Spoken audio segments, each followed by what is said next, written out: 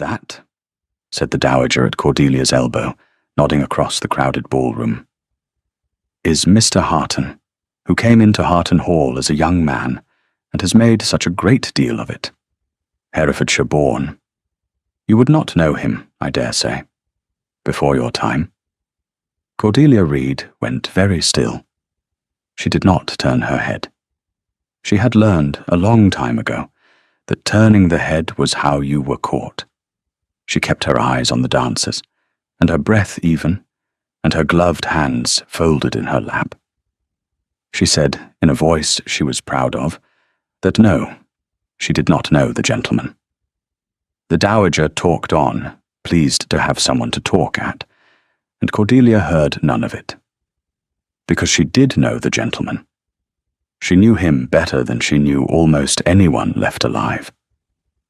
The man across the ballroom, greying now, stouter than she remembered, laughing over a glass of wine, was her father's younger brother.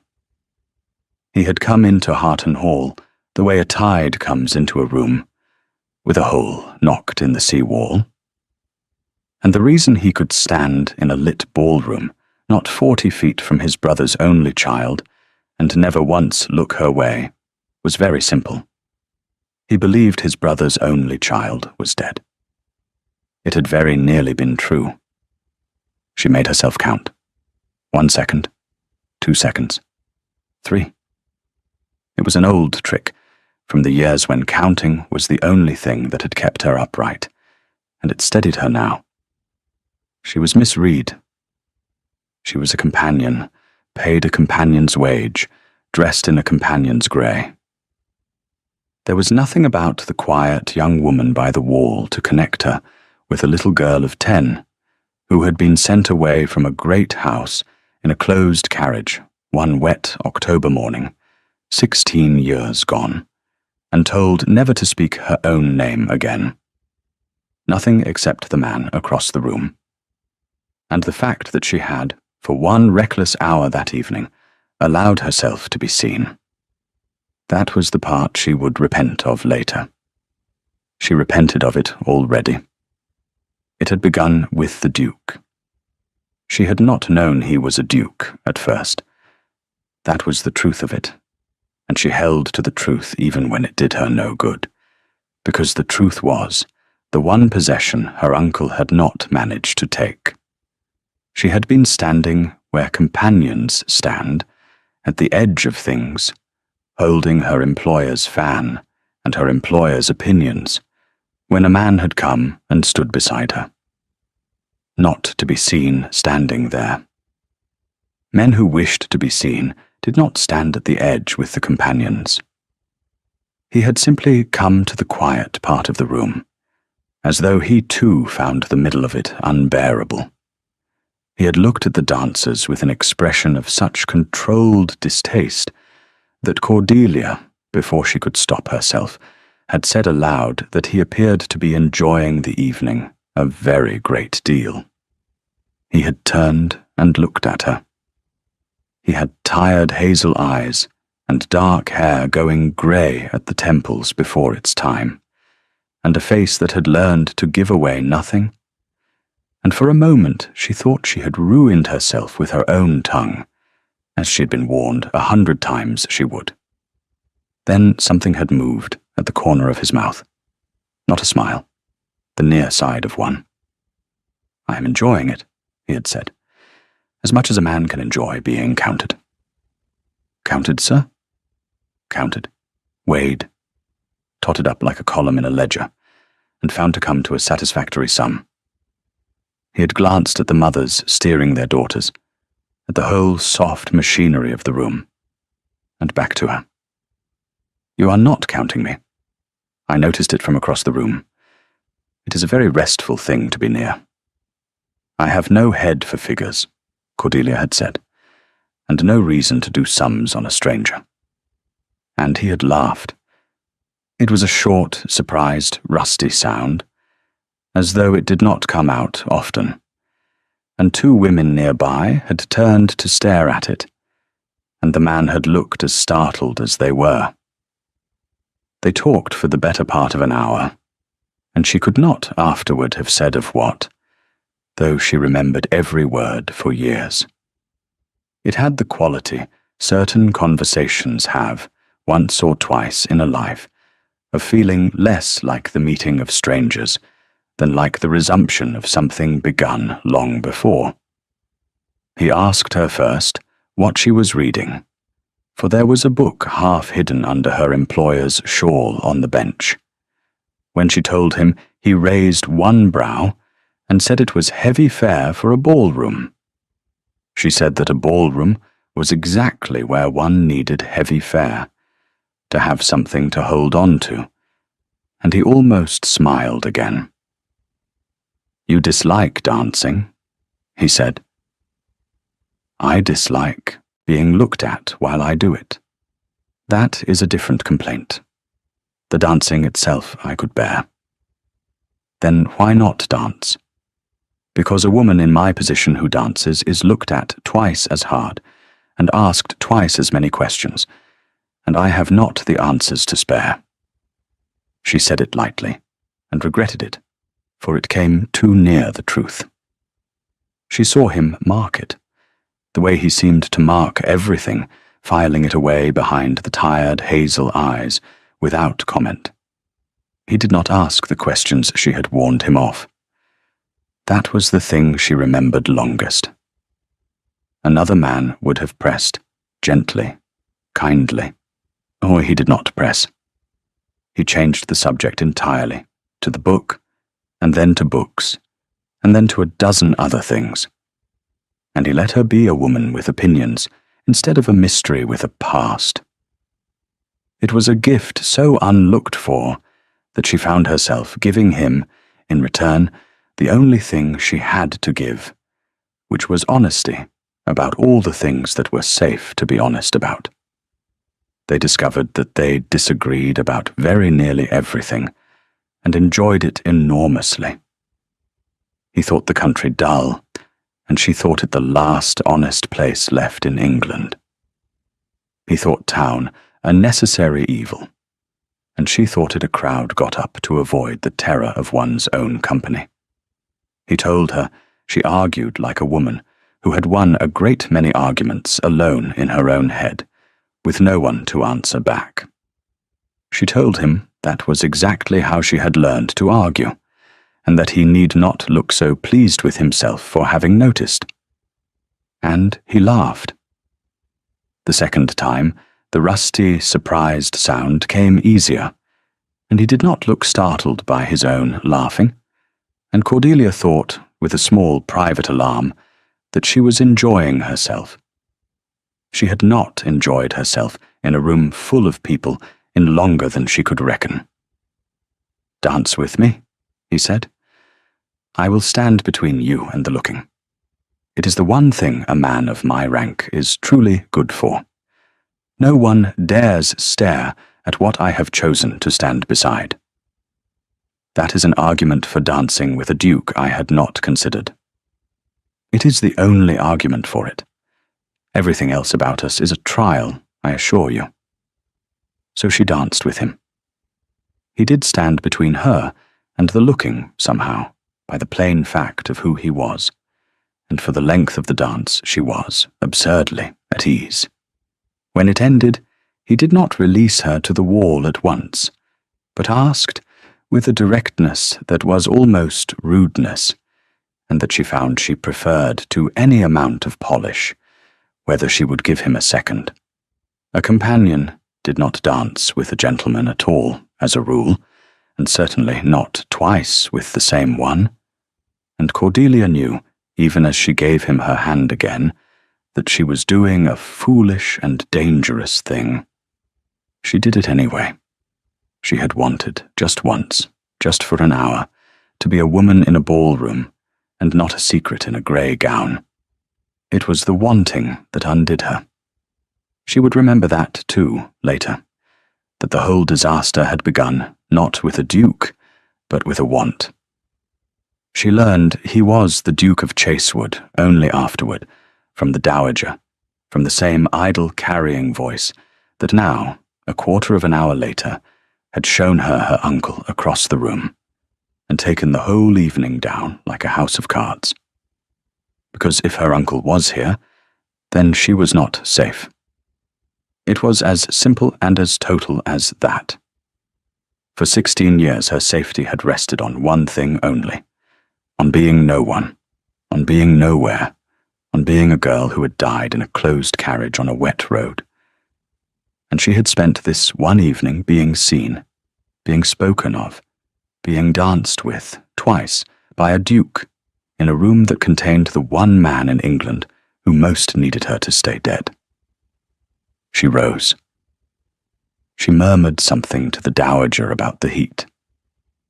She did not hurry, because hurrying was how you were caught, and she made her slow, careful way along the wall toward the door, and she had almost reached it when the Duke of Chasewood stepped into her path. "You are leaving?" he said. "I am unwell, Your Grace. A headache. The rooms are close." He looked at her. He had a way of looking that took in a great deal, and she saw him take in the whiteness of her face, and the thing behind it, and she saw him choose not to name it, which was its own kind of courtesy. "Let me take you to your carriage," he said. "I have no carriage. I came with my employer. Please." Her composure was going. She could feel it going, like sand through the fingers. "Please, Your Grace. I must go, and I must go alone, and I must ask you, though I have no right to ask you anything, not to follow me, and not to inquire after me. I know how strange that sounds. I cannot explain it. I would give a great deal to be the kind of woman who could explain it. I am not. Let me go." For a moment he did not move, and she thought he would refuse, and she did not know what she would do if he refused. Then he stepped aside. "Miss Reed," he said, low, as she passed him. "Whatever it is, if you are in trouble, there are men in the world who can be trusted." "I am sure there are," said Cordelia. "I have never had the fortune to depend on one." And she went out, through the hall, into the cold, and did not stop until the dark, and the street had swallowed her. And it was only much later, in the narrow bed of her narrow room, that she discovered she had come away with one glove. The other she had lost somewhere in her flight. She could not think where. It did not seem to matter. It was only a glove. It was not only a glove. To understand what the glove was, you would have to understand what Cordelia had lost, and to understand that, you would have to go back 16 years, to Harton Hall, when the girl who was now called Reed had another name, and a father, and a home. Her father had been Sir Edmund Harton, and Harton Hall had grown out of the Herefordshire land the way the great old houses do, as though the hills had decided to make themselves a shape and had chosen stone. Cordelia had been born there, and had expected, in the unthinking way of a loved child, to live there always.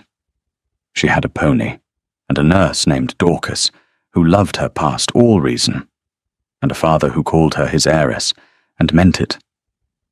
There were no sons. Sir Edmund had made no secret of his intention that the hall and the land and the name should come to his daughter, sons or no sons.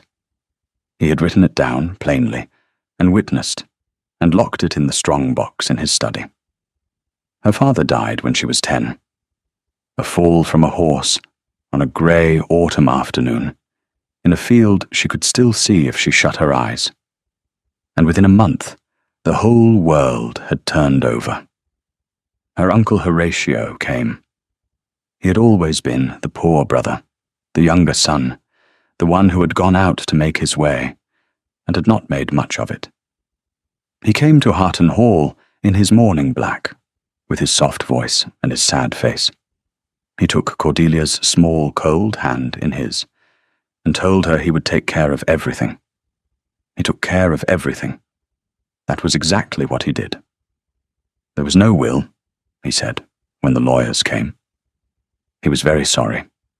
He had searched, and there was no will, and in the absence of a will, the estate passed, as such estates did, to the nearest male heir, which was himself. As for the child, the poor child, he would of course see her provided for. There was a difficulty, he said, lowering his voice, that made her position delicate. A question about the marriage. About whether Sir Edmund's marriage to Cordelia's mother, who had died bearing her, had been quite regular. He did not like to speak of it. He spoke of it a great deal, in the right ears, gently, sorrowfully, until the thing was half believed. A doubtful marriage, a doubtful child. Better for everyone, was it not, if the child were sent quietly away to distant people under a plain name, where the doubt could do her no harm? Cordelia had been 10. She had understood almost none of it. She had understood only that the strong box in her father's study, which she had watched him lock 100 times, was empty when the lawyers opened it, and that her uncle had been alone in that study for 3 days before they came. She was sent away in a closed carriage on a wet October morning, with Duchess, who refused to be parted from her, to a cold, distant cousin who took the small allowance Horatio paid for the child's keep, and gave the child as little as the allowance would stretch to. She was told she was to be called Miss Reed now. She was told that Harton was a closed door, that to speak the name was to invite ruin, that a girl of doubtful birth and no fortune had one thing only to trade upon in the world, her good quiet name, and that she had better keep it plain and keep it low. She was 10. She believed what she was told, because children do. By the time she was old enough to doubt it, she had learned that doubting changed nothing. She had no proof, no money, no protector, and no name. The man who had taken all 4 was a respected gentleman of Herefordshire, and she was a companion in a grey gown. But she remembered the strong box, and Duchess remembered more, for Duchess had been in the house those 3 days, and Duchess had seen Horatio at the study fire, late, with papers in his hand, and had seen what colour the flames burned. And Duchess, who could not read, had nonetheless kept a single sheet of paper all these years, sewn into the lining of an old work bag she would not be parted from. She had taken it from Sir Edmund's own hand in his last week of life, when he had grown afraid, without quite knowing why. "Keep this safe," he had said to her. "Keep it for the child. Do not give it to my brother, whatever he tells you." Duchess had kept it. She could not read it. She did not know what it was. She only knew that her master had put it in her hand and told her to keep it for the child, and Duchess had kept faith with the dead for 16 years, sewn into a work bag, waiting for a day she was no longer sure would come. That was what the glove was. Not the paper, but the same kind of thing. The glove was her mother's. It was the one fine thing Cordelia owned, kid leather grown soft with age, and at the wrist, in silk gone the colour of old ivory, was worked a small device that Cordelia had traced with her finger 10,000 times in the dark. A heart for Harton. The family badge. Her mother had worn these gloves at her wedding. They were the single thing Cordelia had carried out of her old life, in the closed carriage, hidden in her shift, too small a thing for anyone to trouble to take. She had worn them exactly once in 16 years. She had worn them to the ball, because for one evening she had wanted to carry something of her true self into the light, and she had left one of them behind her on the floor of a ballroom, at the feet of a duke, in her flight. She did not sleep the night after the ball. She lay in the dark and told herself it did not matter. The glove, that a lost glove could tell no one anything. That in the morning she would be Miss Reed again, and the evening would close over like water. She almost believed it. She had not reckoned on the Duke of Chasewood. He had picked up the glove himself. He had seen it fall.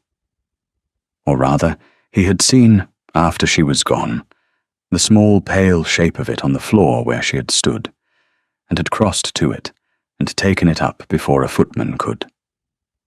And he had stood there in the middle of his own certainty, holding a stranger's glove and feeling like a fool. He was a man of 35. He had been hunted for his title since he was 22, and had grown a hard shell against the hunting, and he did not chase women who fled from him. He told himself all of this quite clearly. Then he put the glove in his pocket, and went home, and took it out again. It was a good glove. That was the first thing that troubled him. A companion in grey did not own gloves like this, soft old costly kid. He turned it in his hands, and found the little worked device at the wrist, the running heart. He did not know what it was, but he knew it was a badge, a family badge, the kind of thing embroidered on the linen of houses that have linen worth embroidering. A poor companion carrying a gentlewoman's crested glove. It made no sense.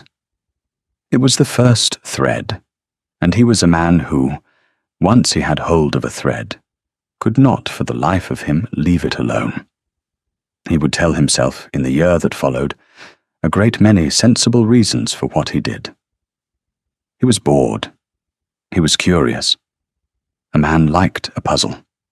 He did not tell himself the true reason, which was that for 1 hour, at the edge of a crowded room, a woman had looked at him, and seen a man, and not a fortune, and had then walked out into the dark, asking nothing of him but to be let go. In 35 years of being wanted for the wrong thing, it was the first time he could remember being wanted, if he had been wanted at all, for the right one. He did not tell himself that. But he kept the glove in the drawer of his writing desk, and he began quietly to look. He was not a fool about it. He did not advertise or make himself ridiculous, or set a runner to chase a housemaid. He asked carefully, in the right quarters, after a Miss Reed companion lately in town. There were, it turned out, a great many Miss Reeds. Reed was a common name. That, too, when he thought of it, was strange, that a woman carrying a crest should go by so plain and common a name, and it deepened the puzzle rather than solving it, and the deeper the puzzle went, the less he could leave it. The season ended. Society went to the country, and the Duke of Chasewood, to the despair of every matchmaking mother who had marked him down as the great prize of the year, went nowhere and courted no one. He kept a woman's glove in his desk drawer, and took it out sometimes, and looked at the little running heart, and wondered where she was. She was in a small town in the west, being Miss Reed.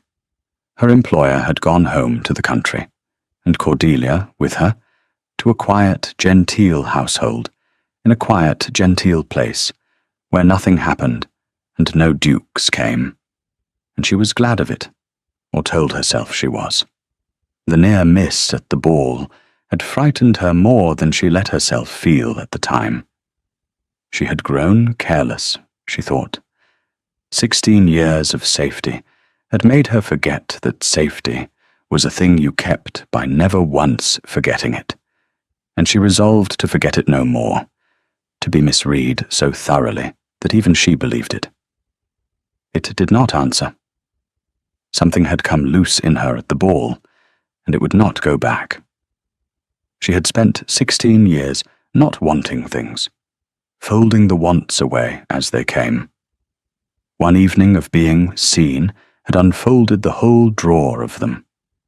Now she lay awake, wanting, which she had not done in years.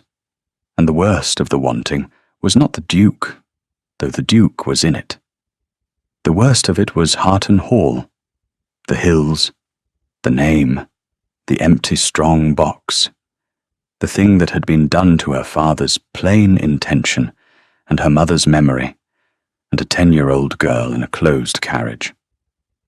For 16 years, she had told herself there was nothing to be done. And for the first time, lying awake in a strange, small town, she let herself frame the traitorous question. Was there nothing to be done? Or had she only never dared? We'll take a very short break. If you don't want to miss new stories, please subscribe to the channel. There was a child in the town who took to following Cordelia about. A small girl, 5 or 6, the daughter of the woman who kept the chandler's shop, with a squint and a shyness that kept the other children off her. Cordelia, who knew what it was to be the child no one played with, made a point of speaking to her and of listening when she spoke. It took patience, for the child spoke slowly and stammered. She brought the girl a ribbon once. It was a small thing. The child wore it every day until it fell to pieces, and looked for Cordelia in the street the way you look for the one safe face. And Cordelia, who had thought herself past being needed by anyone, found that being looked for like that undid something in her, and did her, in some way she could not explain, a great deal of good. She thought, watching the child, that a person could be made small by the world and still not be made unkind by it, if she chose, and that the choosing was perhaps the only real freedom the powerless were left. She did not know it, but she was making, in those quiet weeks, the decision that would change everything. She was deciding that she was tired of being made small. The town did not know what it had. That was the strangeness Cordelia lived inside every day. She went to the market with her employer's basket and haggled over the price of fish, and the fishwife called her Miss Reed and thought her a poor genteel drudge, and no one in the whole busy street knew that the woman turning over the mackerel was the rightful mistress of a Herefordshire estate. She had grown used to the double vision of it. She saw herself as the town saw her, plain and poor, and past her first youth, and she saw herself as she truly was. She had learned to hold both pictures at once without going mad, which is a skill, and a lonely one. And no one had ever thanked her for it, because no one had ever known she was doing it. It was the loneliness of the secret that wore hardest. A grief shared is halved, the saying goes, and it is true. But a grief that cannot be spoken at all is not halved. It is doubled. It grows in the dark of the unspeaking, like a thing in a cellar. For 16 years, Cordelia had carried the whole of her history alone, unable to say to a single soul, "This is who I am. This is what was done to me," because to say it was to endanger herself. So she had said it to no one, and it had sat in her chest all that time, getting heavier. She had not known how heavy until the evening by the fire, when Duchess showed her. The paper, and something held for 16 years, began, at last, to be set down. And once a thing like that begins to be set down, it cannot be picked back up. That was what Cordelia was learning in the quiet weeks. She could not unknow that the proof existed. She could not go back to being the Miss Reed who bore it all, because there was nothing to be done, now that there was, plainly, something to be done, and only her own fear standing between her and the doing of it. The fear was still there. It was an old companion, but it had stopped being a wall and become only a fear, which is a different thing, a thing a person can walk through if she decides to. And Cordelia was deciding to, and Dorcas was dying, not quickly. But the old woman was past 70 now, and the winter had got into her chest. She sat by the fire in the little room she shared with Cordelia, and coughed and grew thinner.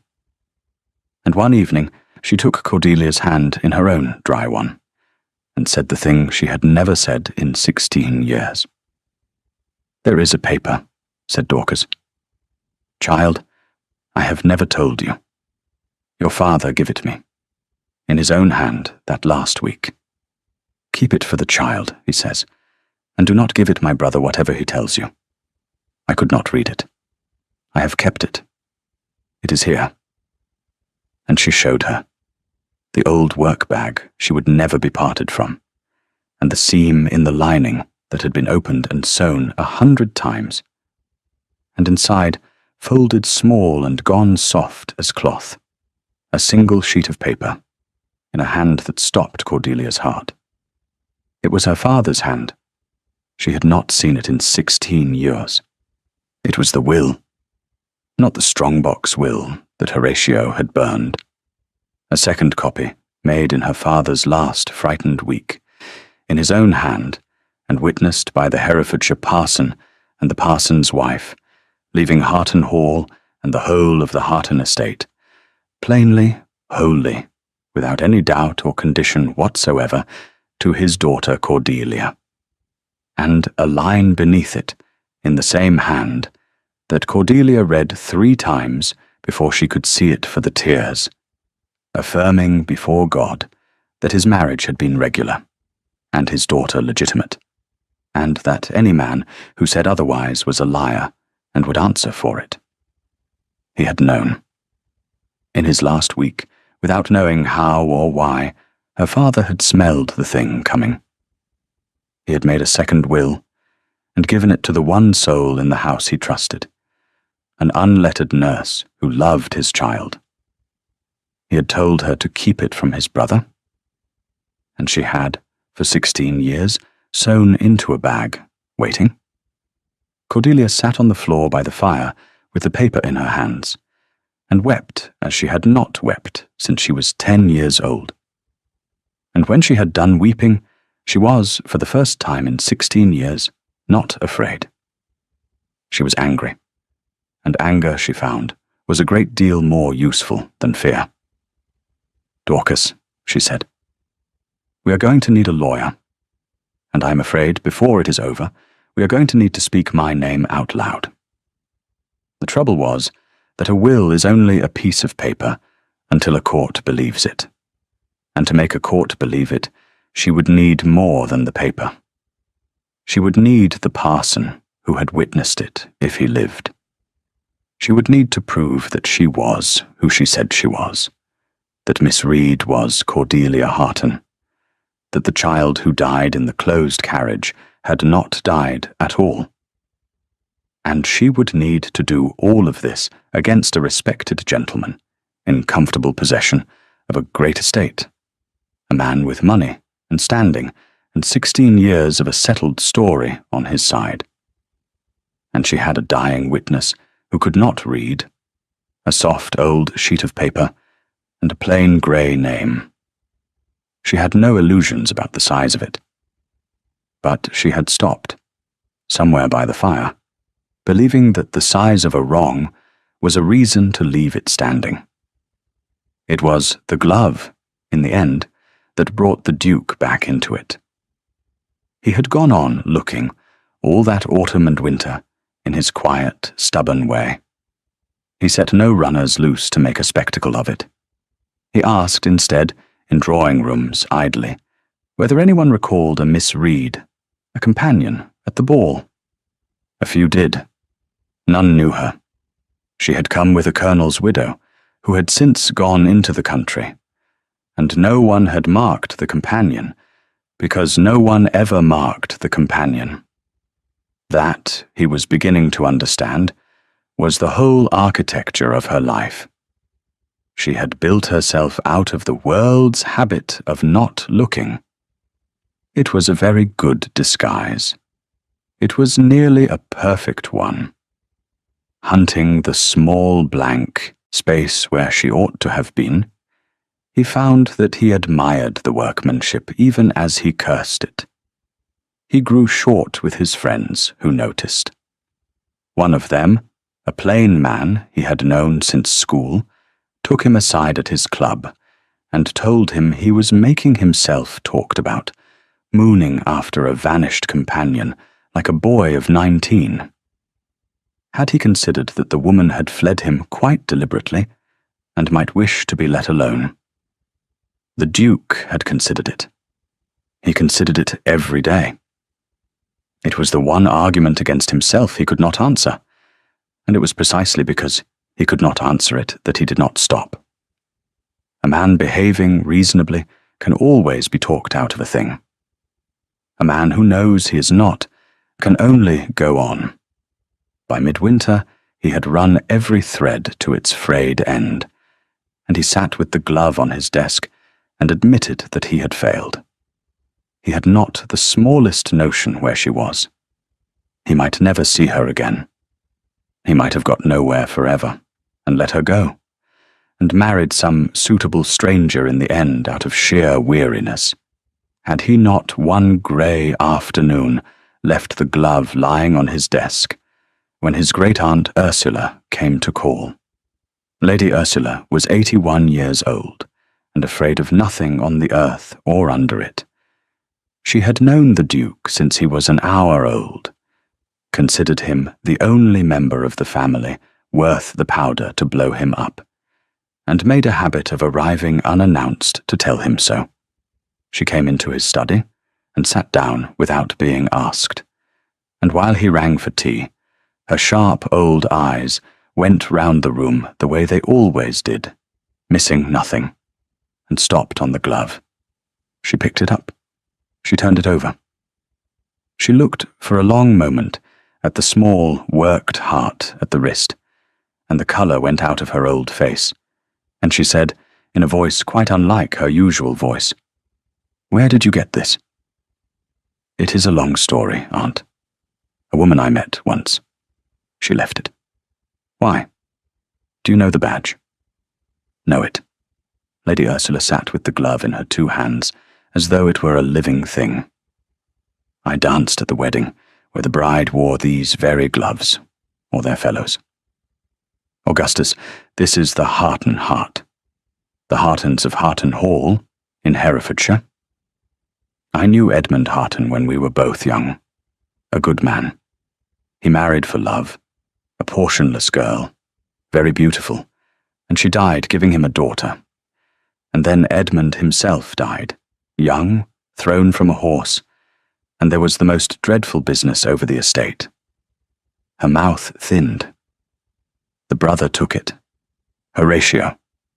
There was a will, everyone said, that left it to the little girl, and the will was never found, and Horatio put it about that the marriage had been irregular, and the child no true heir, and the child was sent away and died, poor mite, somewhere, of something, as poor sent-away children do.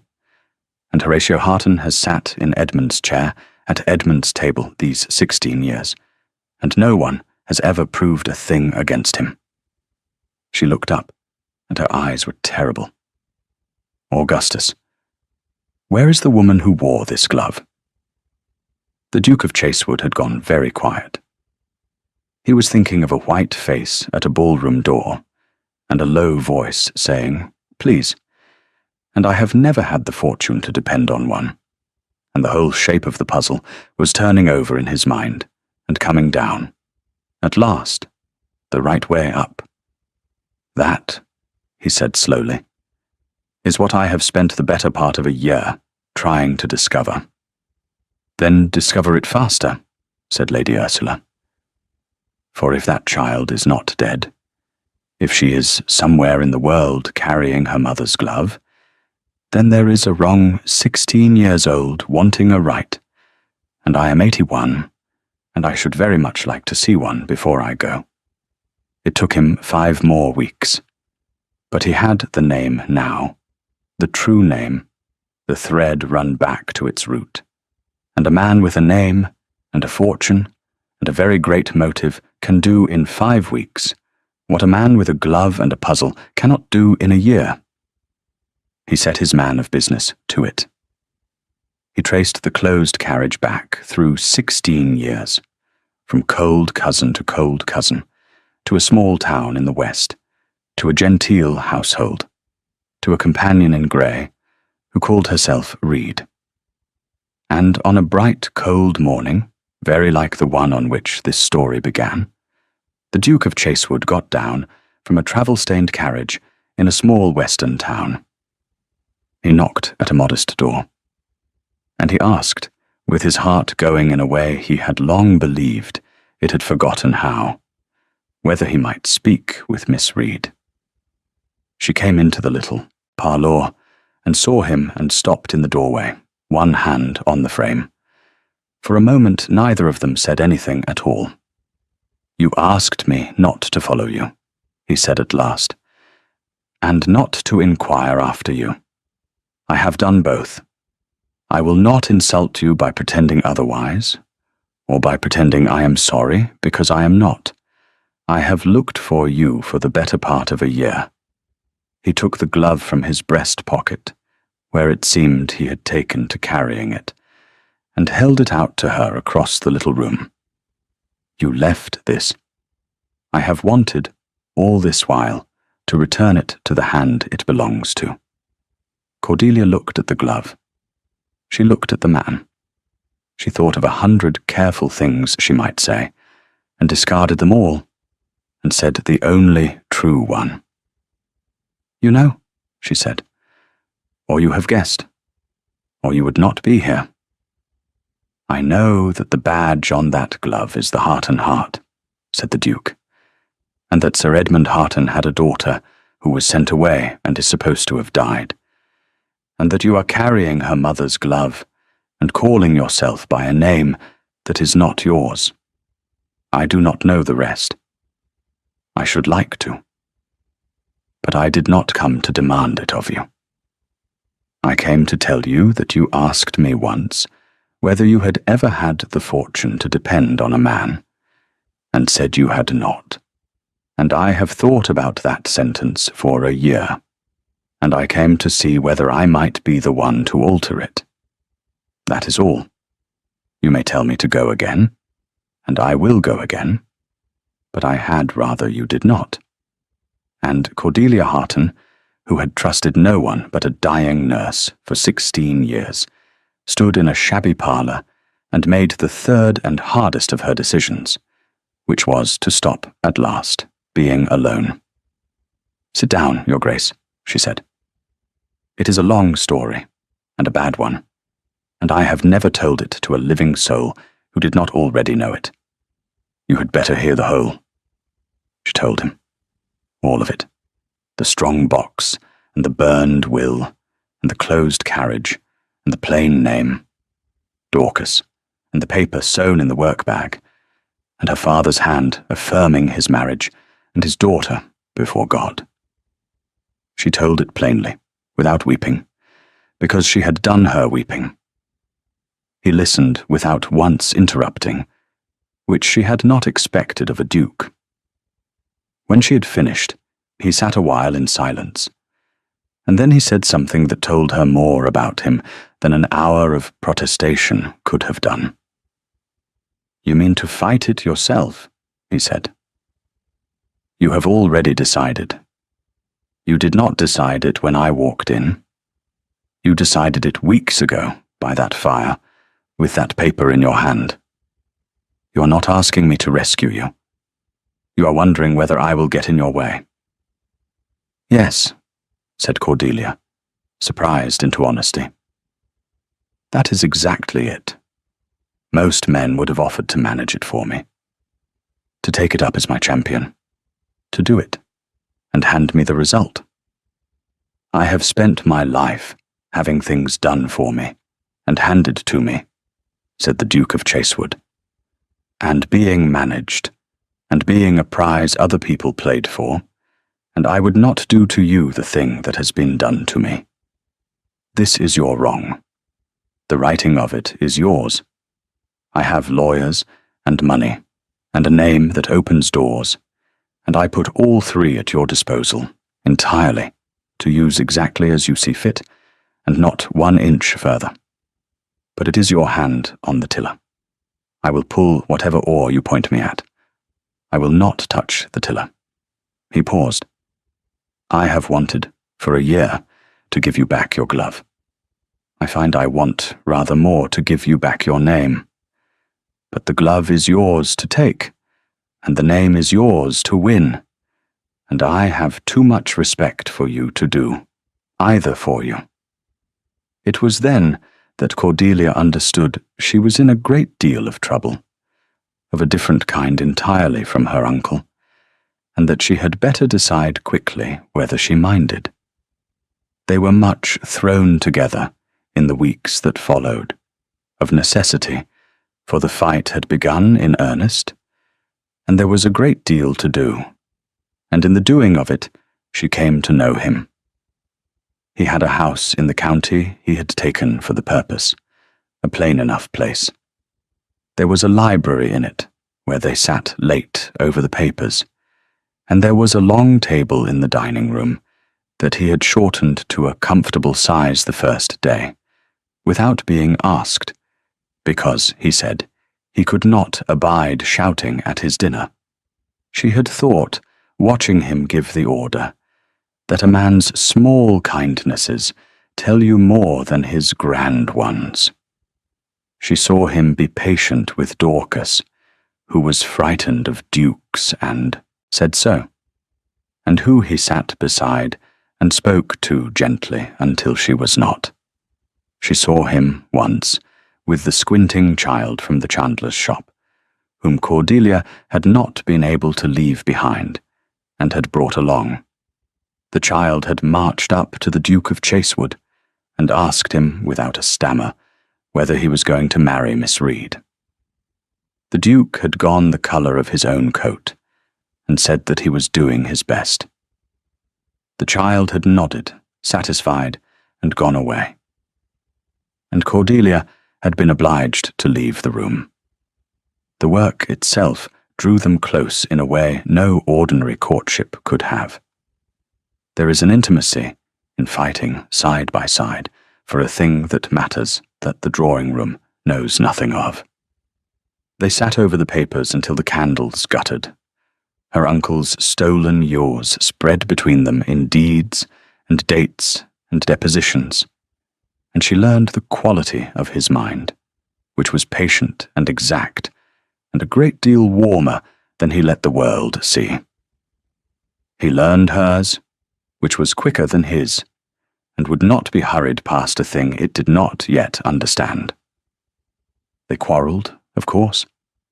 She would not be handled, and he, from long habit of command, handled people without noticing that he did it. The first time he arranged a thing for her comfort without asking, she told him plainly that she had spent 16 years having her life arranged by other people, and would go to the grave sooner than begin again, even by a kind hand, even by his. He had gone very still. Then he had said that she was right, and that he was sorry, and that he would try to remember, and that she must go on telling him when he forgot, because he had been a duke too long, and a duke is a man no one ever tells anything. And she had softened, and said that she would tell him a great deal, that he need not fear going untold, and he had said that he was beginning to count on it. "You are not what I expected," she said to him once, late, both of them tired, the fire low. "No one ever is. You said so yourself, at the ball. Everyone is dressed as something they are not." I expected a cold man. You play a cold man very well. I have had a great deal of practice. It is safer being cold. No one asks anything of a cold man, but that he go on being cold. He looked at the fire. I am out of the habit of being asked things. You ask me things. You look at me as though there were a person in here worth the asking.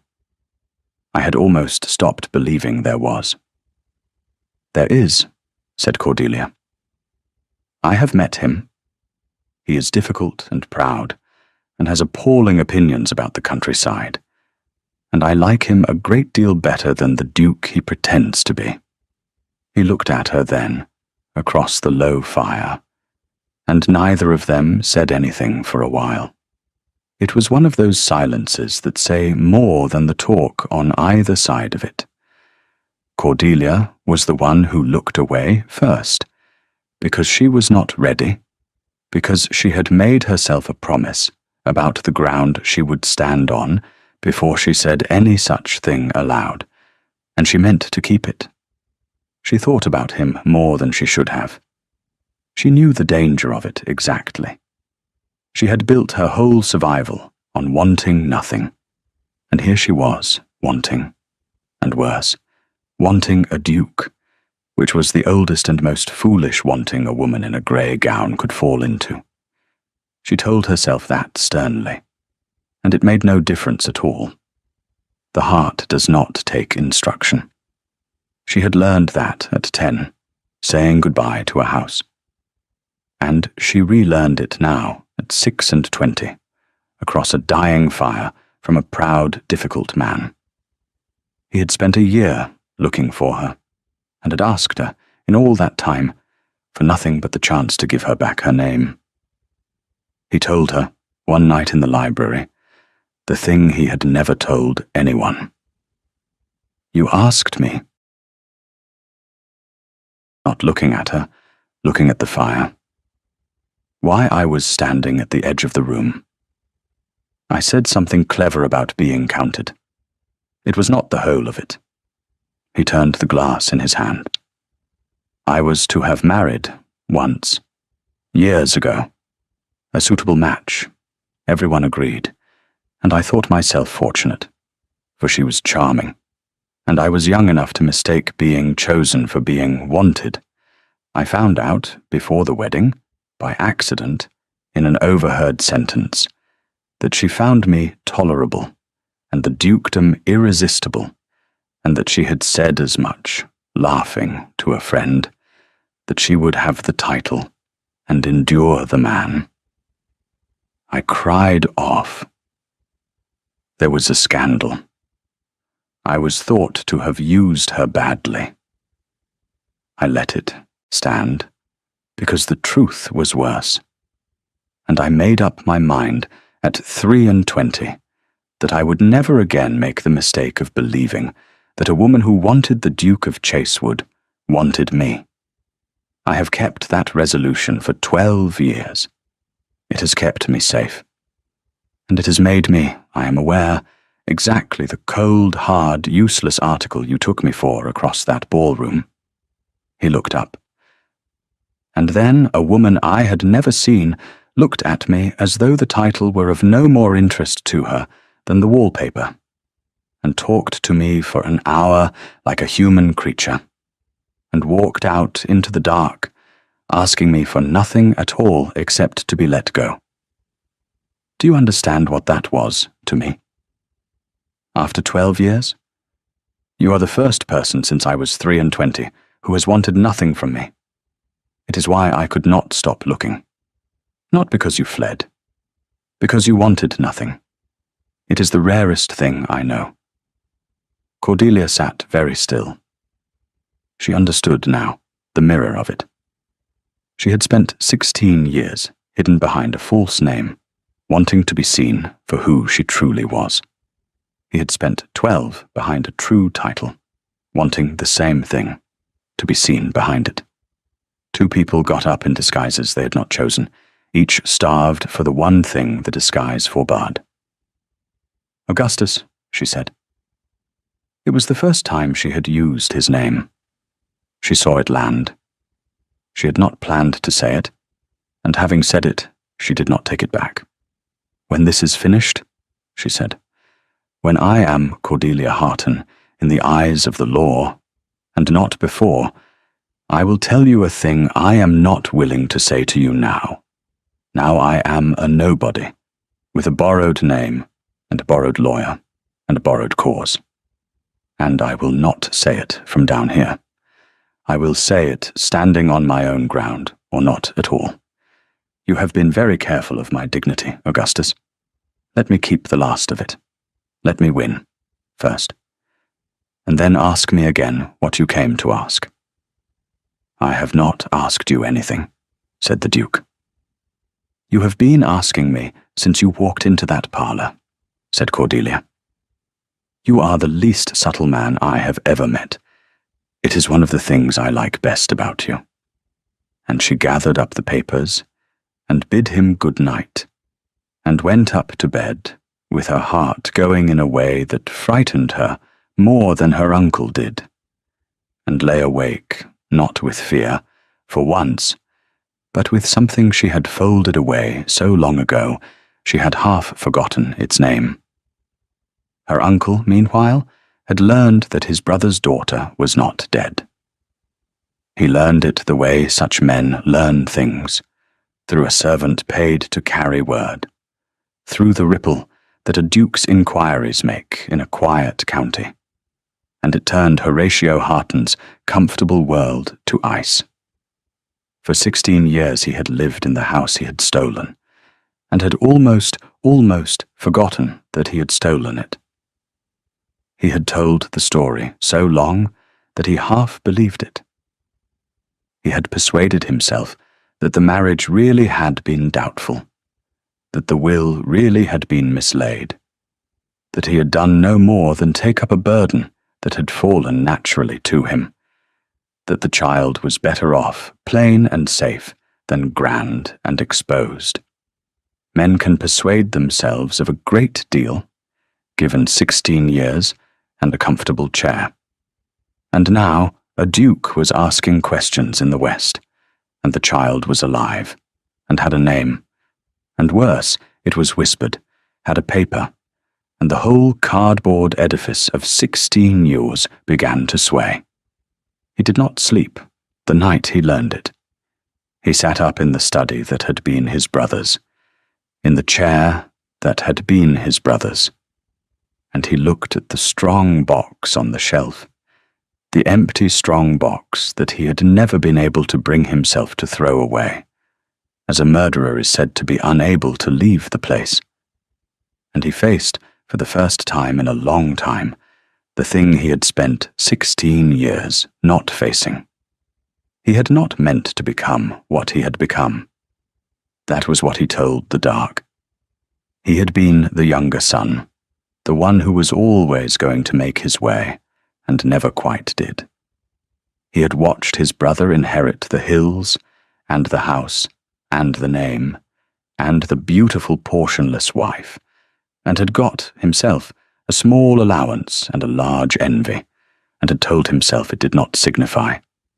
Then Edmund had died, absurdly, off a horse, on an ordinary afternoon. And there had been the child, a girl, only a girl. And there had been the will in the strong box. And there had been 3 days when Horatio Harton was alone in a great house with a fire and a document, and the whole of his failed life pressing at his back like a crowd.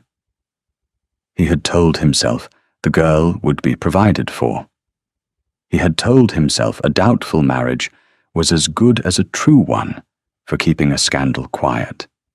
He had told himself 100 things in 3 days, and on the 3rd day he had put the will in the fire and watched his brother's hand curl and blacken, and he had not felt like a thief.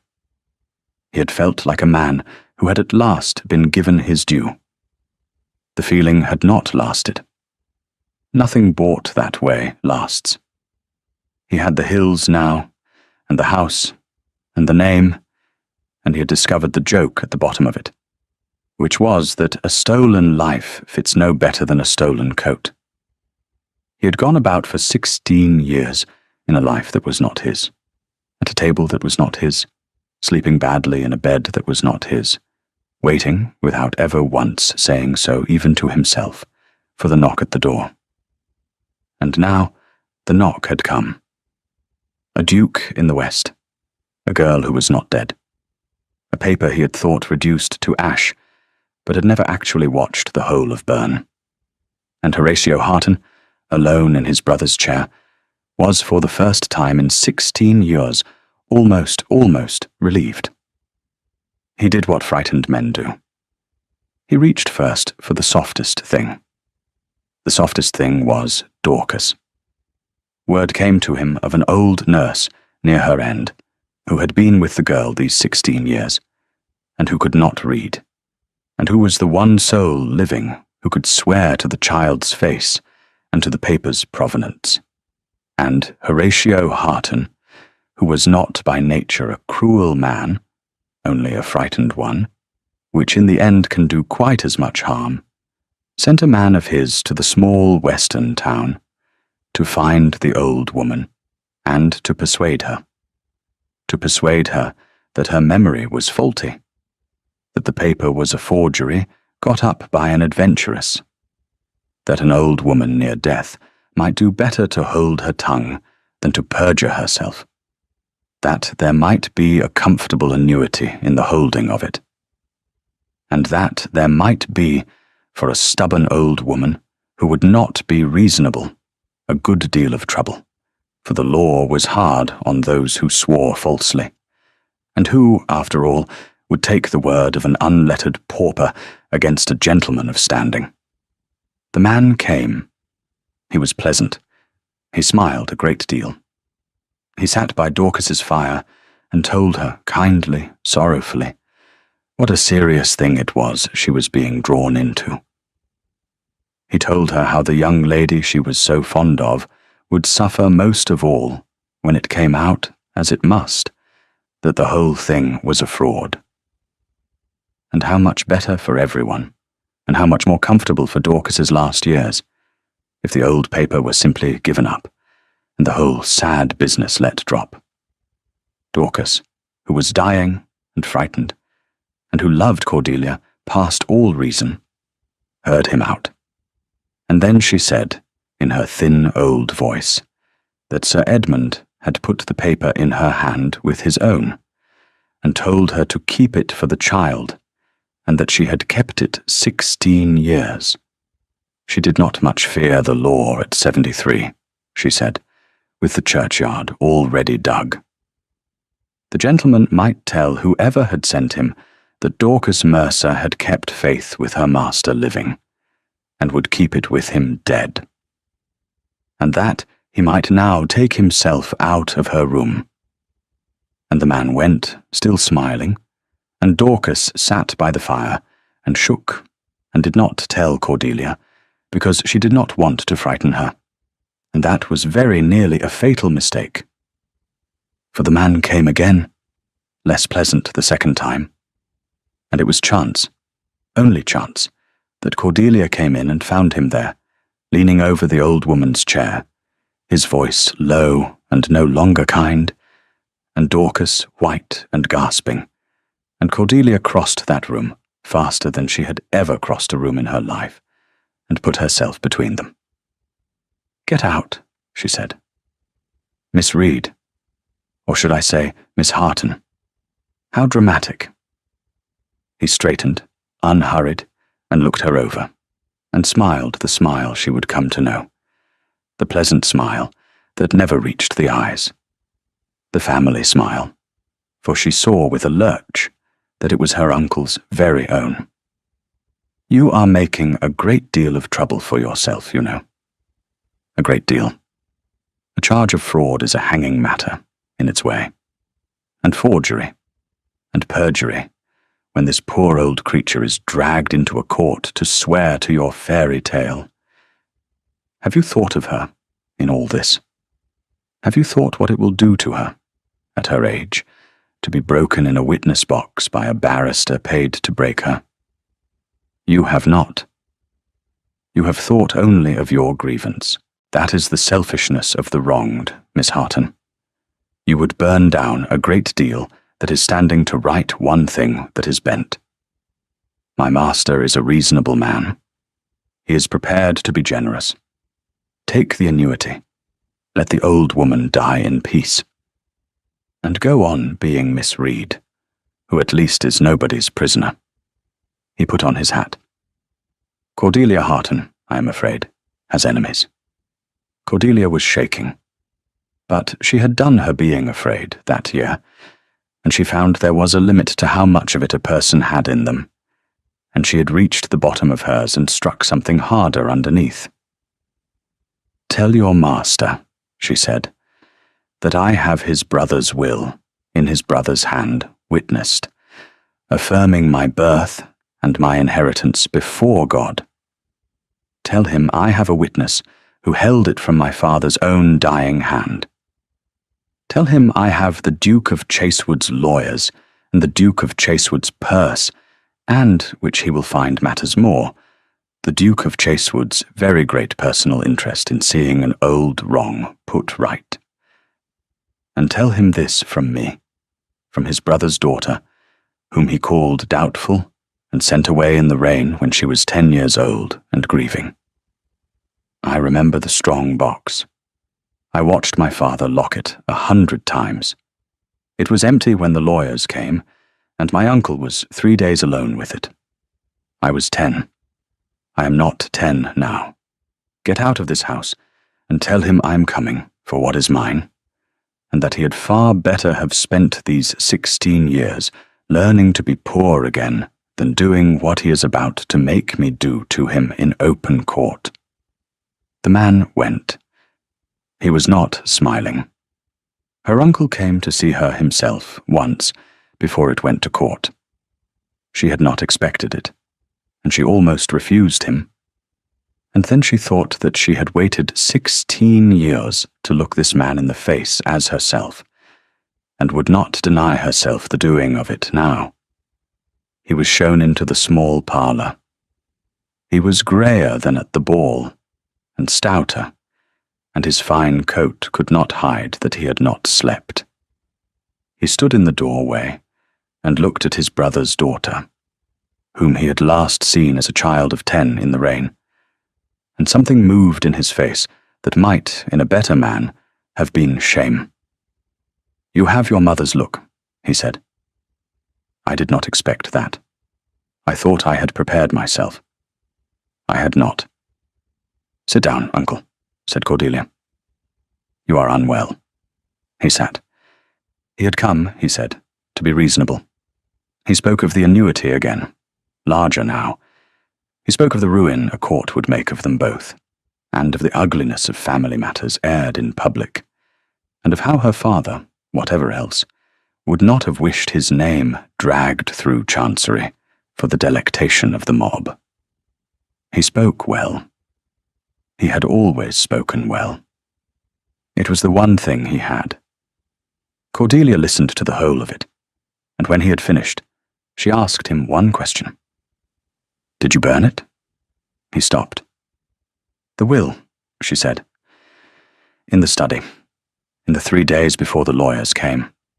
I was 10, and I loved you, because you were my father's brother, and you had a kind, sad voice.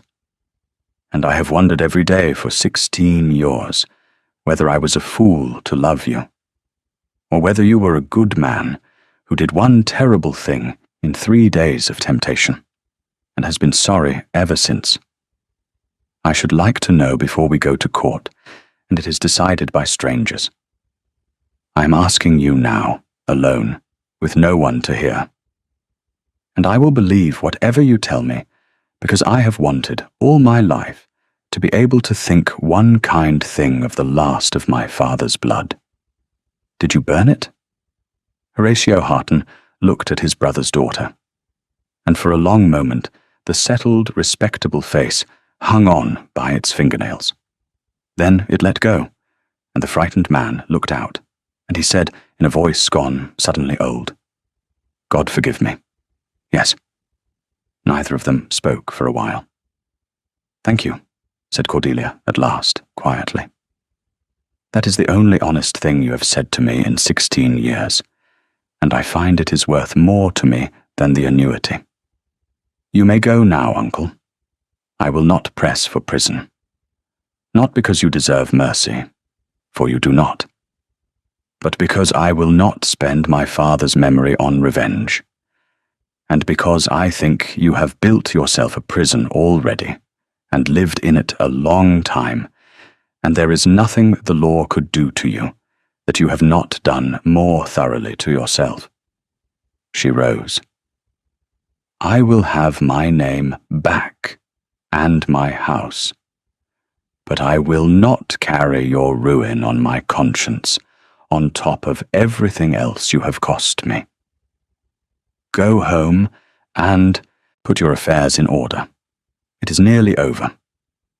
He went, an old, frightened man in a fine coat, and Cordelia stood at the window and watched him go. She did not feel triumph, and she did not feel pity exactly either, but something graver and quieter than both. It was the feeling of a thing at last being told the truth, after 16 years of lies. It came to court in the spring. The Court of Chancery is a slow, cold, cavernous engine, and it does not care for anyone's grievance.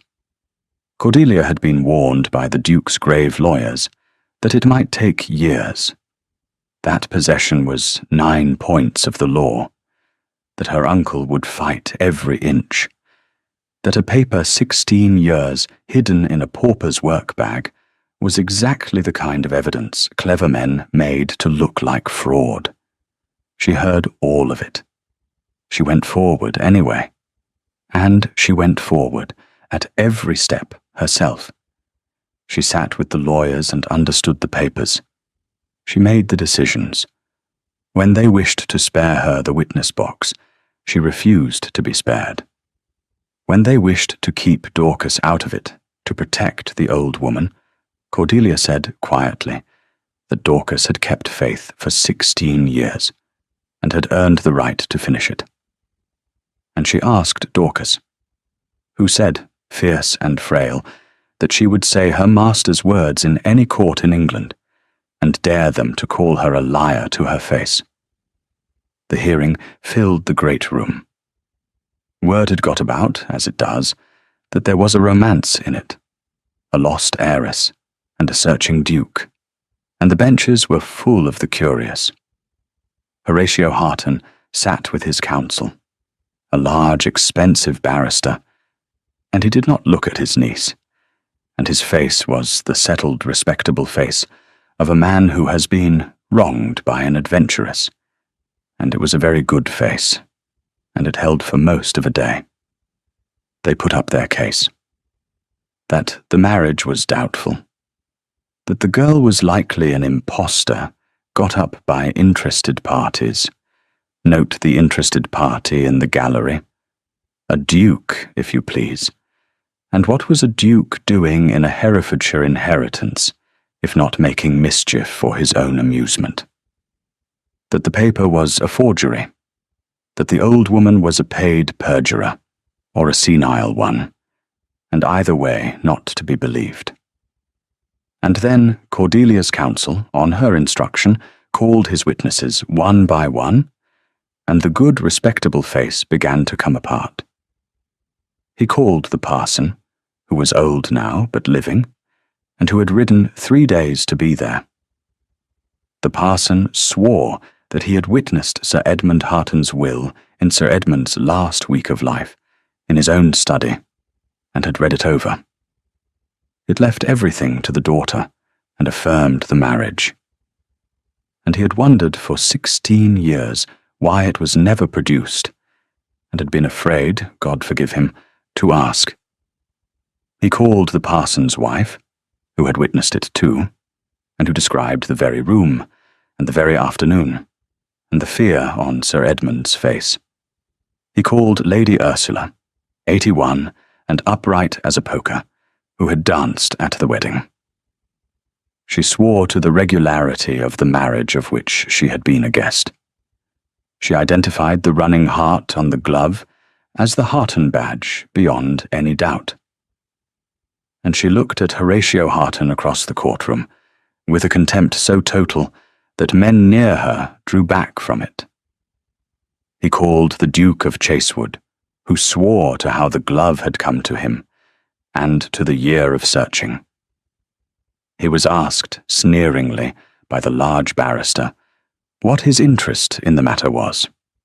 He said, in the flat, cold voice he used when he was most in earnest, that his interest was that a wrong had been done to a good man's child 16 years ago, and had gone unrighted because the child was poor and the thief was comfortable, and that if a court found that strange in a peer of the realm, then the realm was in a worse way than he had feared. The gallery, which is always secretly on the side of the wronged, made a sound that the judge had to quell, and he called Cordelia herself. She had refused to be kept out of the box. Her counsel had advised against it, for a claimant who testifies gives the other side a claimant to attack, and the large barrister would be waiting. She had heard the advice and set it aside. She had spent 16 years being spoken for, spoken about, spoken over, a subject other people discussed in the third person, while she stood 3 feet away, holding a shawl. And she would not, at the 1 hour of her life that mattered, be spoken for again. She would speak. If the wrong was to be righted, it would be righted in her own voice, or not at all. She took the oath in a clear, steady voice, and she told them who she was. She told them of a house in Herefordshire, and a father who called her his heiress, and meant it.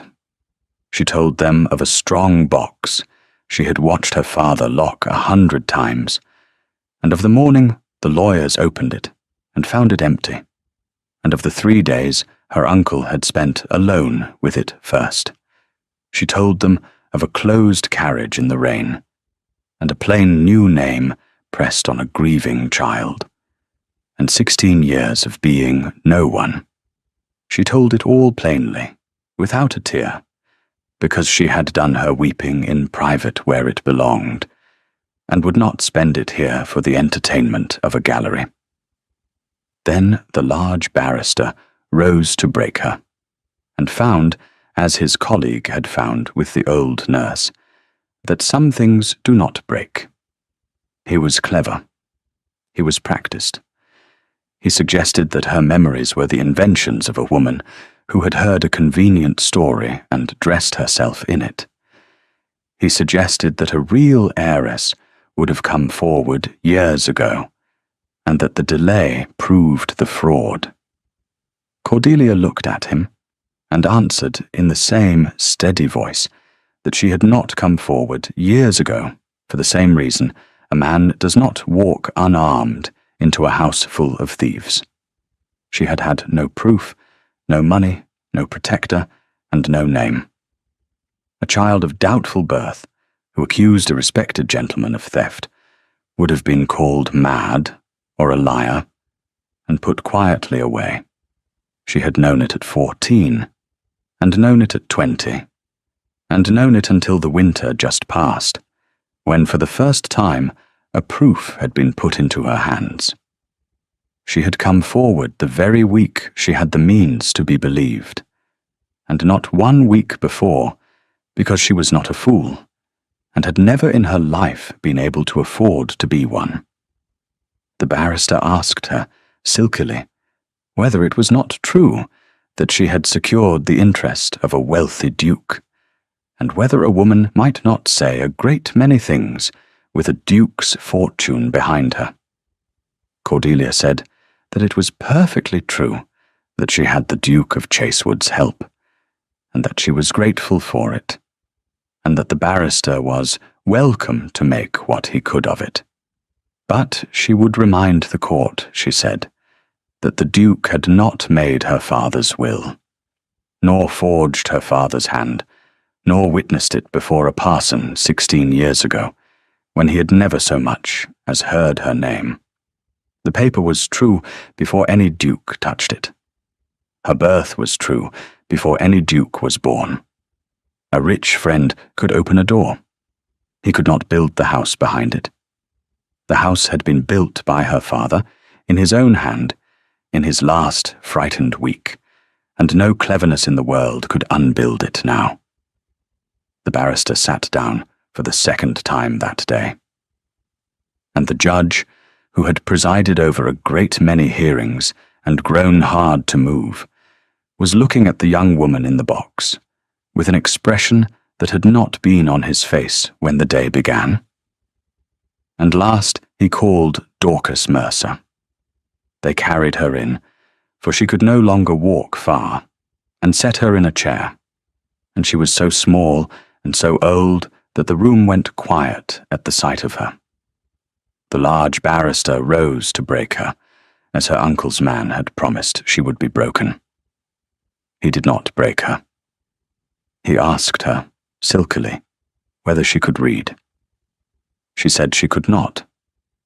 He asked her then how she could know that the paper she had kept was the great document she claimed, when she could not read a word of it. And Duchess Mercer looked at him, and looked at the paper, and said in her thin, clear voice that carried to the back of the great cold room, that she could not read her master's words. That was true. But her master had put the paper in her own 2 hands, with his own 2 hands, and had looked at her out of his dying face, and had said, "Duchess, keep this for the child, and do not give it my brother whatever he tells you." She had kept it 16 years, she said, sewn in her bag against this day. She did not need to read the words to know they were her master's last wish, for she had them by heart in a place deeper than reading. And she would swear to them before this court, and before God, and before Sir Edmund himself, whom she expected to be meeting shortly, and would look him in the eye when she did. The room was silent. The large barrister sat down. There are things a paid cleverness cannot touch, and one of them is an old woman with nothing left to lose, telling a truth she has carried for 16 years, and everyone in that court knew it, and none knew it better than Horatio Harton. Cordelia was watching her uncle when it broke in him. She had wondered whether she would feel triumph. She found she felt something else, something closer to grief, for she saw the exact moment when the settled, respectable face gave way, and the frightened man beneath it looked out. The younger brother, who had never made anything of himself, who had come to his dead brother's house with a hole in his soul the size of his whole failed life, and had filled it with a stolen estate, and had spent 16 years terrified every single day of precisely this room. She saw that he had not been happy in Harton Hall.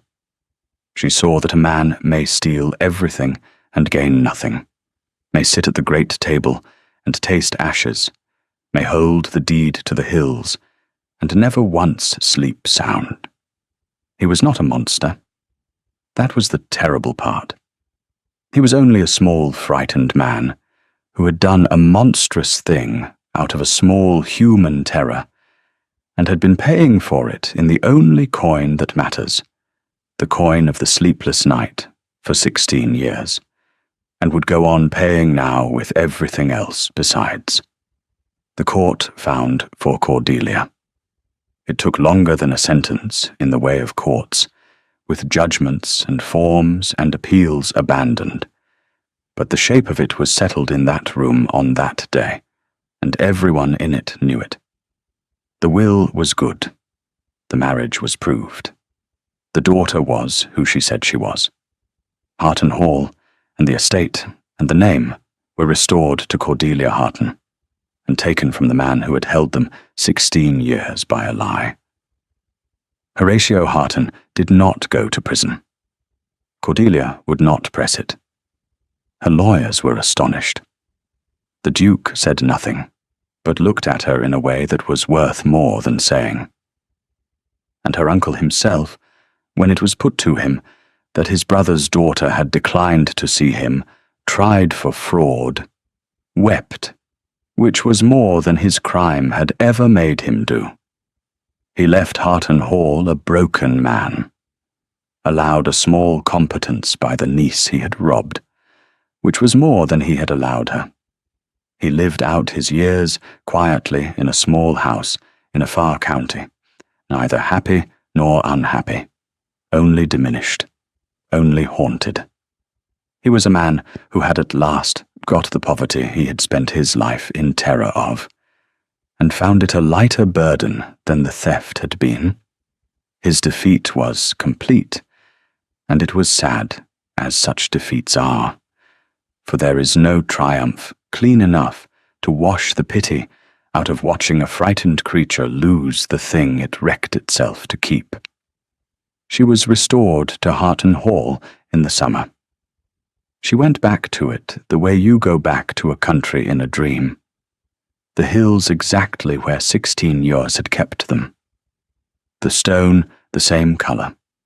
The very smell of the place, folding around her like a returned embrace. She walked through the rooms of her childhood as their mistress, and it was joy, and it was grief. The two were so wound together that she could not have said, weeping in her father's study with her hand on the empty strong box, which of them she wept for. For it was not all restored. That was the thing no court could mend. Her father was 16 years dead, and had not lived to see it, had died afraid, and gone into the ground, believing, perhaps, that his careful provision had failed, and his daughter was lost. Her mother was a portrait and a pair of gloves. The years themselves were gone, the childhood in the closed carriage, the growing up in cold houses under a plain name, the folded wants, and no judgment of any court could give a woman back the girl she had not been allowed to be. Cordelia had won. She had won completely. And she understood, standing in the restored house, that winning does not undo. It only stops the wrong from going on. The wrong that has already happened has happened, and will always have happened, and the best that even justice can do is to draw a line under it and say, no further. Not the past put right, only the future set free. And Dorcas did not see the summer. She lived to hear the judgment. That was the mercy in it. She was there in the great cold room, and she heard the court fined for the child, and she gripped Cordelia's hand with her old strength and said, Sir Edmund, do you hear it? We kept it. We kept it. And she smiled. And she died 3 weeks after, in her sleep, in a good bed at last, in a house she knew to be her girl's. Cordelia buried her, not among the servants, but in the Harton plot, beside the family she had kept faith with a stone that gave her name in full. Dorcas Mercer, who kept faith. And Cordelia thought that of all the wrongs she had righted that year, the setting of that stone was the one she was proudest of. The Duke of Chasewood came to Harton Hall in the late summer, when the grief had had its first hard season, and the joy was beginning cautiously to have its own. He found her in the garden. He had asked her once to let him ask her again when she was standing on her own ground. And she was standing on it now. The mistress of Harton Hall, an heiress in her own name, restored and free, and needing no man's rescue, and no man's title, and no man's anything at all. Which was, they both understood, exactly the point. He had brought the glove. He had kept it a year and more, and he took it out now, the soft old kid with the running heart at the wrist, and he did not hold it out to her as a thing returned. He held it as a man holds the last card in a game he is not sure of. "You told me," he said, "to win first, and then let you tell me the thing you would not say from down there. You have won. You are as far from down there as a woman can stand. So I have come to hold you to it. Although I find, now I am here, that I am the one who is afraid, which is novel, and which I do not care for." Cordelia looked at the glove, and at the man, and at the hills of Harton behind him that were hers again. And she took, for the fourth and last and freest time, the decision that no court and no father and no fortune had made for her. It was hers alone to make, standing on her own ground, wanting nothing she had not already got, choosing purely because she chose. "When you found me," she said, "I told you I had never had the fortune to depend on a man. It was true. I had learned not to. It was the hardest thing I owned, that not depending, and I had paid for it, and I would not have given it up for anything less than everything." She took the glove from his hand. "You never once tried to take it from me. Every man I have ever known who had power over me used it. You had all the power in the world over a nobody in grey, and you spent it, every scrap, on giving me back the means to need you less. Do you understand what that is? It is the only kind of love I would ever have been able to accept, the kind that makes you free, and then, only then, asks." She drew the glove onto her hand. It fit, of course. It had always been hers. "Ask me, Augustus," she said. And he did, and she said yes, freely, standing on her own ground, an heiress and not a fugitive, a woman with her own name at last. She chose a man who had wanted her when she was nothing, and would have her now she was something, and had, in the whole strange year between, never once confused the two. They were married at Harton, in the little church where her parents had married, and where the parson who had witnessed her father's will rid the service. And Lady Ursula sat in the front pew, looking as though she had arranged the entire thing, which she maintained to her dying day she substantially had. Cordelia wore her mother's gloves, both of them, the fled one and its fellow, reunited at last. And she thought, going up the aisle to the man at the end of it, of the 10-year-old in the closed carriage, and of the woman in grey at the edge of the ballroom, and of everyone she had been made to be. She carried them all up the aisle with her, and gave them, with her hand, into keeping. There is a picture of them, from later years, that hangs at Harton Hall still, if the hall still stands. The Duke of Chasewood, greyer at the temples, his hard face gone, easy at last. The mistress of Harton beside him, and around them the children, and the hills. And in a small frame beside it, kept always, a single glove, soft old kid with a running heart, worked at the wrist, the pair to the one she wore. And no one who does not know the story can ever say why a great house should keep, framed and honoured among its treasures, one old woman's glove. But Cordelia knew why. She had left it on a ballroom floor once, in flight, in fear, a fugitive from her own name, and a man had picked it up and followed it home across a year. Not to the hand, in the end, but to the whole lost woman the hand belonged to, and to the name, and to the truth. She had gone into that ball a secret in a grey gown, seen by no one, known by no one, called by a name that was not hers. She came out of the year that followed Cordelia Harton of Harton Hall, seen at last, and known at last, and called by everyone, living and dead, in open court and quiet church, by her own right name. Thank you for listening to the story all the way to the end. Please tell us which city you're watching from and what the story made you feel. Don't forget to subscribe so you won't miss stories.